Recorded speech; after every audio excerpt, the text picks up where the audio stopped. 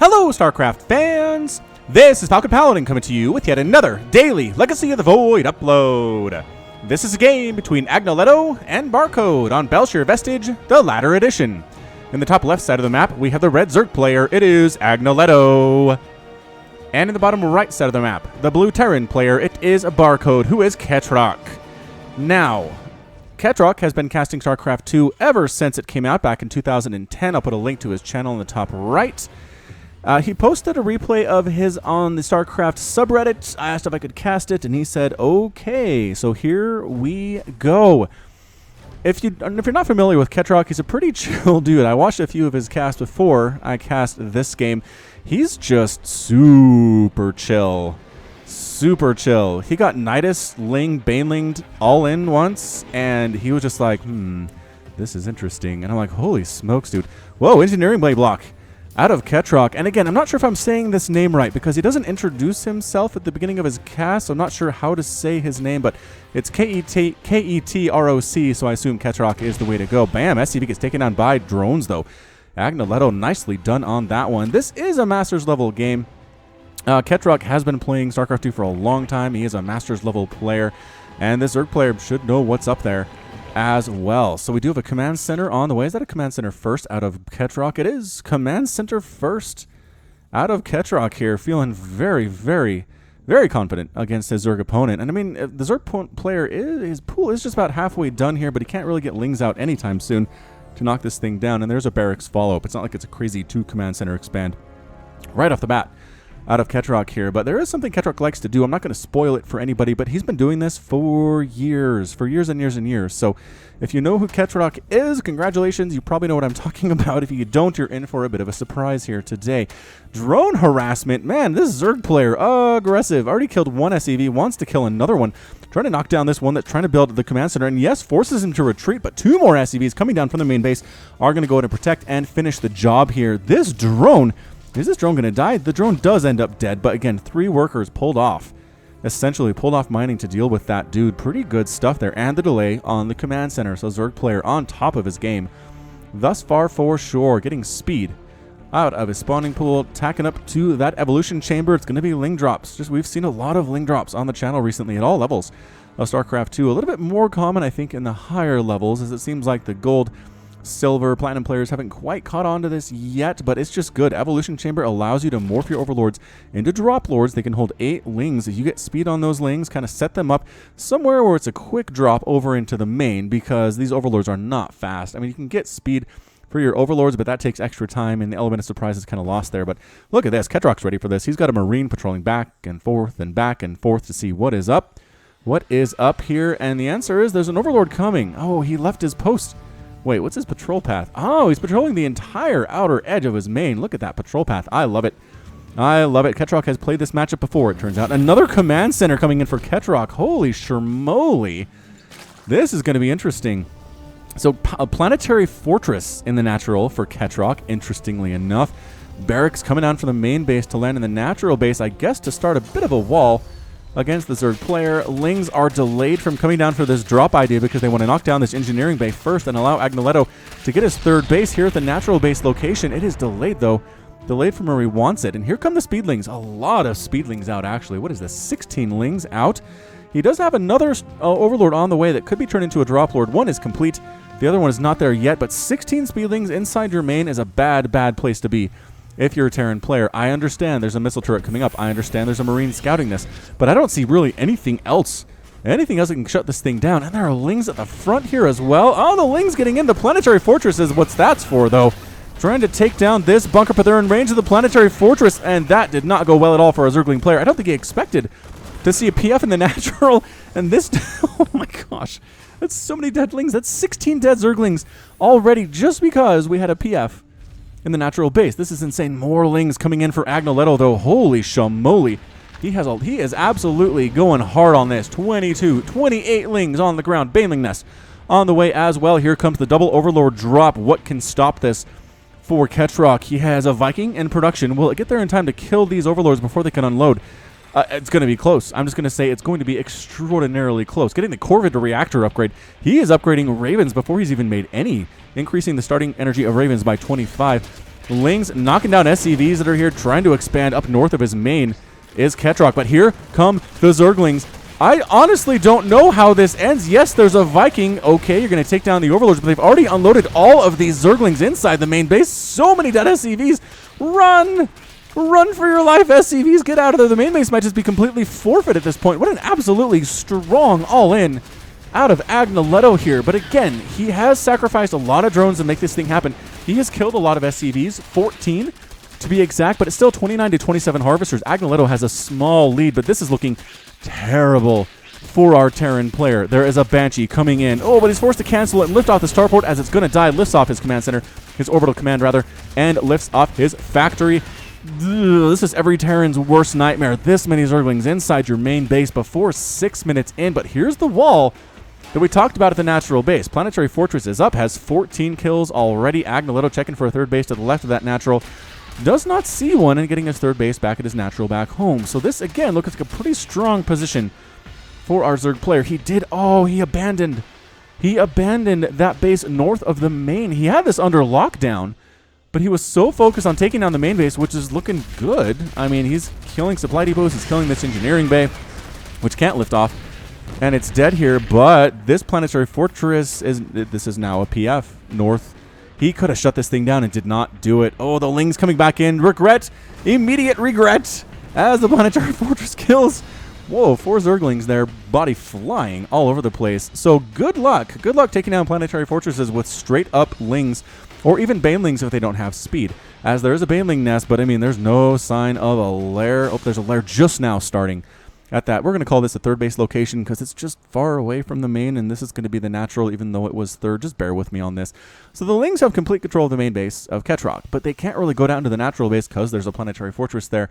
And there are Banshees on the way. Where are they? 2 Port Banshee on the way. Restarting that Corvid reactor upgrade is Ketrock, and the Lings kind of, I don't know, I'd get out of there, honestly, if I was them. Unfortunately, there's this Viking just waiting for Overlords to come back in and trying to come back here inside the natural base anyway. They do pick off 2 SCVs, but Planetary Fortresses are so good. They are so good against Zerglings. Like, I don't even, how many, 40 Zerglings have died to this point. Resources lost, 1,300 for the Zerg and 1,500 for the Terran. 17 dead SCVs, but again, the Zerg's only up 7 workers at this point because he sacrificed so much early economy to go for those Lings. And he's killed the main base of the Terran, and at that point, you expect to have won. You expect to have won, but unfortunately, there's a Banshee now. She's going to reclaim this main base in the name of Ketrock and Terran players everywhere. And what do we got? So much droning going on for Agnoletto right now. Holy crap. 53 to 38 harvesters now. He's absolutely macroing, trying to get ahead of the Terran player. But guess what? Terran player is suddenly back on 3 bases, and a 3-basing Terran is nothing to disregard lightly. We'll say that. High-sec auto-tracking, increasing the range of missile turrets and Planetary Fortresses on the way from Ketrock. Triple pumping Ravens right now. Yes, that's right, Ketrock. He loves his Ravens. If you hadn't noticed by the Tech Lab upgrade he had gotten here earlier, he loves going, Mass Raven against everyone, really, but it seems like especially against Zerg. So, I mean, Spore Crawler's on the way. That's why, in case you were wondering, on some of my casts, Terrans will go a lot of Ravens. Right, and the comment will be, well, there's Ketrock for you. And it's because people are being inspired by this guy. Again, he's been casting StarCraft for 6-7 years now, since Wings of Liberty came out. He was a Warcraft 3 caster before that, and then switched over to StarCraft, it seems like pretty much 100% of the time once this game was released. So again, he's been around for a while. He's got a pretty big fan base as well. I'm glad he's allowing me to cast this game because I'd really like you to check him out. Again, there's that link to the YouTube channel in the top right. And he's just a very educational Terran caster who happens to love Ravens. I mean, what is there not to like about that? 18 Mutalisks in production from Agnoletto. Oh boy, Zerg Flyer attack level 1 as well. Widowmines burrowing themselves. Wait, where are you going, Widowmine? I thought you were going to burrow yourself in the natural base. No? No? No! Instead, Widowmine is heading across the map on a mission of vengeance. I guess. Maybe to avenge all of the dead SCVs in this game thus far. Burrowing himself at the second of 2 Xel'Naga Watchtowers. Wait. Of 1. Oh, wait, here there's the other one. 2 in the middle of the map here. And 1 tries to... No, he tried to burrow there. Nope, the Mutas showed up and took him down pretty quick. All right, so Mutas, what do you got here, man? It's going to be 5 missile turrets against these Mutas and these Lings. SCVs immediately pulled to repair. Not enough to repair against that many Mutalisks, unfortunately, but it does enough damage to kill a couple of them and force them to retreat. Flying on down, what do we got here? Barcode, Ketrock's natural base, checking for a 4th. There's not a 4th there, so it is 3 base to 3 base, but Ling Muta against Planetary Fortress Missile Turret is not incredibly effective, I would have to say here. Banshee just running around trying to kill queens, it looks like. Going to kill this one creep queen before she gets blown out of the sky just barely by this Mutaflock who came to avenge. Tried to save their queen friend, couldn't quite do it. 4th base now on the way from Agnoletto down this right side, expanding toward the Terran player, which is always an interesting idea. Command center, another command center coming up at the 3rd base. Probably be a PF there as well. Banelings on the way, exactly right. About 13 Banelings is all you need to take down a Planetary Fortress, just coming head on here. So we'll see if the speed Banelings are enough to make this thing happen. And they do have speed, right? They don't have speed. What? How did you skip speed, Agnoletto? All right, man. He's trying to slow Bane Muta this thing, and he's going to find a command center floating out across the map. I have no idea where this thing was going. Scouting command center seems like a bad idea, but guess what? The Raven Flock is here, throwing down auto turrets on everything. Banelings getting shot at as well. The Mutas are actually getting taken down pretty quickly here. Wow, suddenly no Mutalisks remaining. Auto turrets and missile turrets taking them down as well. The turrets working together to rid themselves of the Zerg swarm. Now there are some slow Banelings here, but they're being tracked by the Ravens. Oh, another flock of Mutas come in, and auto turrets tossed down. Goodbye, Banelings. More auto turrets thrown down. Goodbye, Mutalisks. I mean, that was some pretty darn effective defense there with auto turrets. They don't last that long, but dang, do they ever hit hard. Do they ever hit hard. Corruptors in production for Agnoletto now. He knows what's up, right? He's probably heard of Ketrock at some point. Probably knows this dude likes to go mass Raven, so he's like, all right, Corruptors are going to be pretty good in this situation. I gotta say, in my personal experience, I've run across a couple players who just go mass Raven, and what I've done in the Zerg player's shoes is tech right up to Ultralisks and then just kind of go win. Like, I don't wait forever. I don't wait for the Terran player to have infinite Ravens, but you can get up a lot of Ultras by about the 11-minute mark of the game. And then the Raven auto turrets, they kind of tickle the Ultras to death. This has been before the buff to auto turrets, though, so I'm not sure how viable this is anymore, but that's what I did. I saw what was going on. As some Mutas are here in the middle of the map trying to take down command centers that Ketrock is building. This is hilarious, actually. Ketrock's trying to take the middle of the map with command centers, planetary fortresses. There are some Corruptors flying in out, PDDs and auto turrets. Pretty good combination against these Corruptors, though. They can't hit anything because of the PDDs and auto turret and missile turrets. Chasing them away. 3 Corruptors remaining. Free units. Free units for everybody to this point. We have lost 51 Zerglings, 27 Mutas, 19 Banelings, and 7 Corruptors for Agnoletto. In exchange for 27 SCVs, a Banshee, and no Ravens have died so far. Yeah, I mean, this is... If you have the patience and the control required, this Mass Raven thing is pretty fun and honestly fairly effective. I mean, this is working out extremely well for our Terran player thus far at 69 to 57 Harvesters. Look at this. Ketrock's not even taking a 4th. He's like, 3 base is enough. Infestors on the way for Agnoletto. 8 Infestors. Pathogen Gland's going to finish before they finish. Good. Excellent timing there from Agnoletto. Auto turret tossed down to try to actually going to kill 3 creep tumors there. 4? Almost getting 4 creep tumors. That was close. 3 hit points left on that creep tumor there. The creep spreading up to this 3rd base, though. And command center says, no, you are not allowed. Not allowed to spread creep out here. This missile turret friend will notify me of what is happening there. Widowmine burrowing itself on the creep for Ketrock. Moving additional bases over to this left side. Oh, he's trying to wall this left side off with more planetary fortresses so he can take an actual base to the left of his natural, which normally would be the 4th, but in this case, probably not. Lings don't go in there. I was going to say, okay, so it's Ling, Corruptor, Infestor. Not many Corruptors, though. Corruptor count is only 3 still, whereas you have 40 Zerglings and 8 Infestors. I mean, 8 Infestors is a lot, but I'm trying to think, what do you do here? Try to chain fungal the Ravens down? Like, I really don't know. Widowmine gets a nice shot off there, though. That's for sure. So coming across the creep, trying to knock down these bases on the left side that Ketrock has been going for. The Ravens really want to save this bad, and tossing down a couple auto turrets. Hunter Seekers on the Infestors. Can they land? No, none of them land. The Infestors are running way too fast for that to happen. I mean, the Hunter Seeker was buffed a little bit, where they don't die as instantly anymore if the opponent runs, but that was pretty instant. Agnoletto taking a fifth base. A fifth base on the left side is Agnoletto, but guess what was saved? Fourth base is saved by Ketrock. Double Planetary Fortress. All the missile turrets on Earth, and just an army of Ravens. He has 23 Ravens, 4 Marines, a Viking, and 8 Widow Mines. This is like Mech, as Mech is kind of meant to be played, clearing out these creep tumors along the left side. Ravens providing the detection, and auto turrets providing the everything else that you need. And so Planetary Fortresses, one of them is done in the middle of the map. Widow Mines just randomly scattered across the way here. Agnoletto's trying to knock down the rocks that lead from the top side of the map to the bottom side of the map. Here come the Hunter Seekers. Oh no, the Infestors are not paying attention to this one. Oh man, oh no. Big time hits there. Not enough to one-shot the Infestors, but it hurts them quite a bit.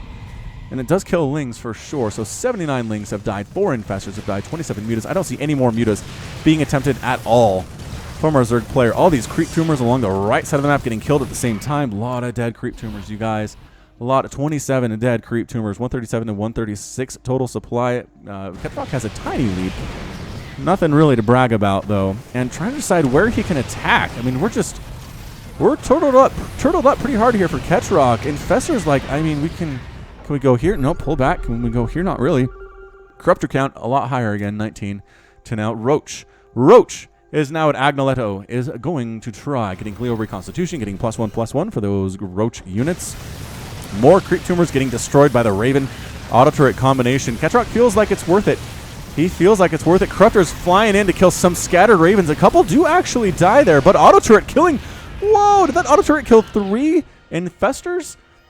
Whoa, super effective auto turret. They just hit so hard. They don't last for very long, but if you stick around long enough to let them finish, you're gonna die. I mean, you just, unless you're something really high and tanky and hit pointy, you're going to die. Second command center in the middle of the map for Ketrock is not a planetary fortress yet, which I feel like it probably should be. I'm not sure why it's here otherwise, unless it's to provide generic walling off to this X side of the map, but I really don't know. Ravagers. Ravagers on the way for Agnoletto. 16 Ravagers.